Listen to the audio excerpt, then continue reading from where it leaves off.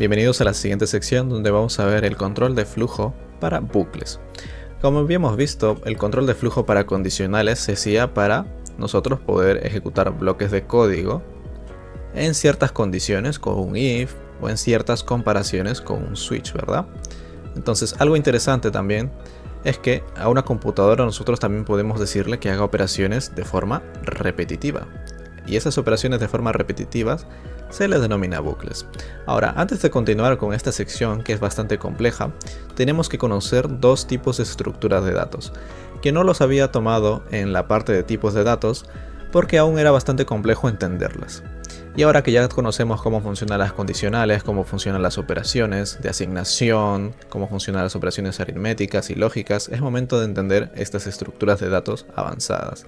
La primera de ellas son los arrays. Como ya había dicho, nosotros almacenábamos variables cuando nosotros pondríamos, por ejemplo, let, y podríamos poner nuestro cliente 1, por ejemplo, si queremos almacenar el nombre de un cliente, que pondríamos cliente 1, y podríamos poner cliente 1 sería, por ejemplo, Jorge, ¿no?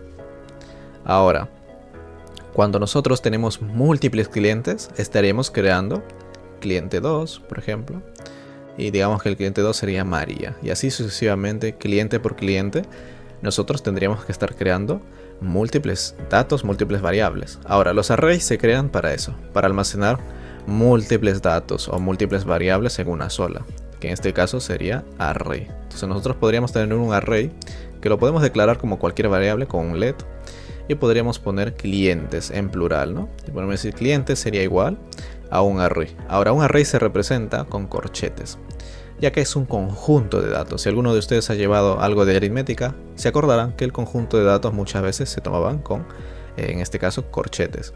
Y pondríamos cada uno de los elementos dentro de estos corchetes. Podríamos poner el cliente 1, que sería Jorge, por ejemplo, ¿no?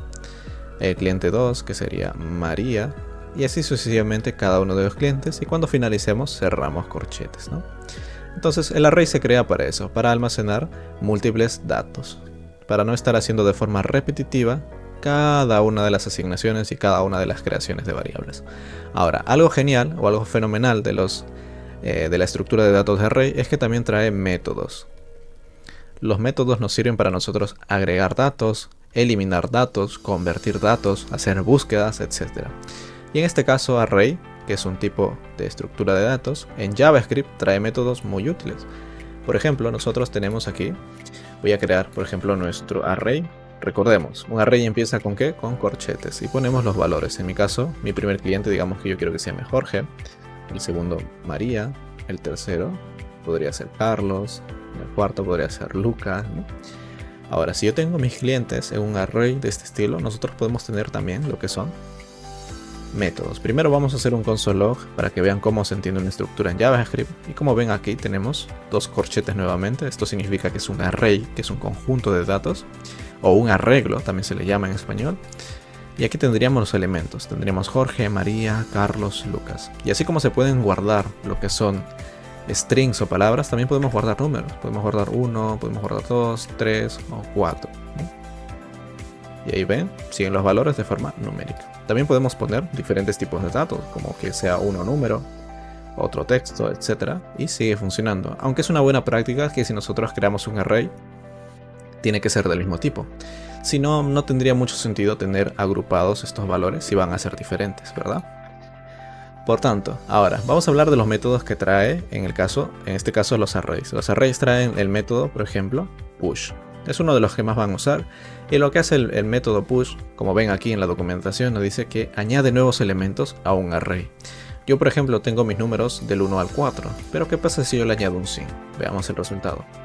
Automáticamente añade 5 a este arreglo o a este conjunto de datos. Así como hay push, también por ejemplo podemos obtener la longitud o la cantidad de elementos que tenemos. Por ejemplo, yo pongo length, que este es un método que me retorna la cantidad, como lo pueden ver, la longitud del array. Es un número, uno mayor, en este caso el índice, pero esto lo van a ver un poco más adelante. ¿Y cuántos elementos tenemos aquí? Tenemos 1, 2, 3 y 4. Si nosotros vemos esto, tenemos 4 elementos.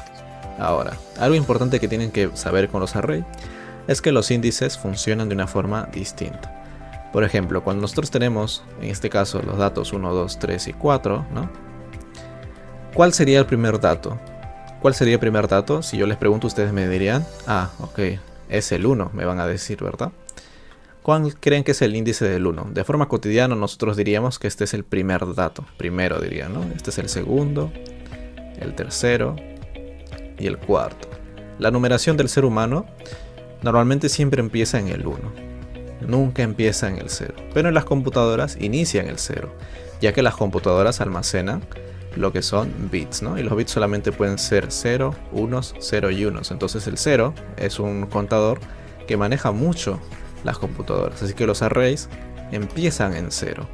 Por tanto, este 1 en realidad tiene como índice 0, y este tiene como índice 1, y este índice 2, y este índice 3. Entonces, cuando nosotros estemos trabajando con arrays y queremos referenciar algún elemento, usamos índices.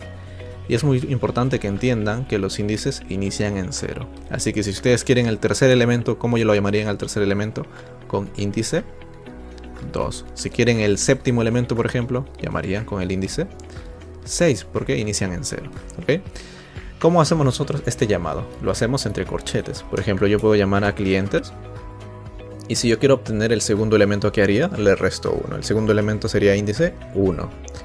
Y aquí esto me va a retornar el 2. Si nosotros ejecutamos esto, voy a limpiar consola, veremos el 2. Entonces esto es muy importante que lo entiendan con el tema de los arrays, ya que lo vamos a usar mucho en los bucles.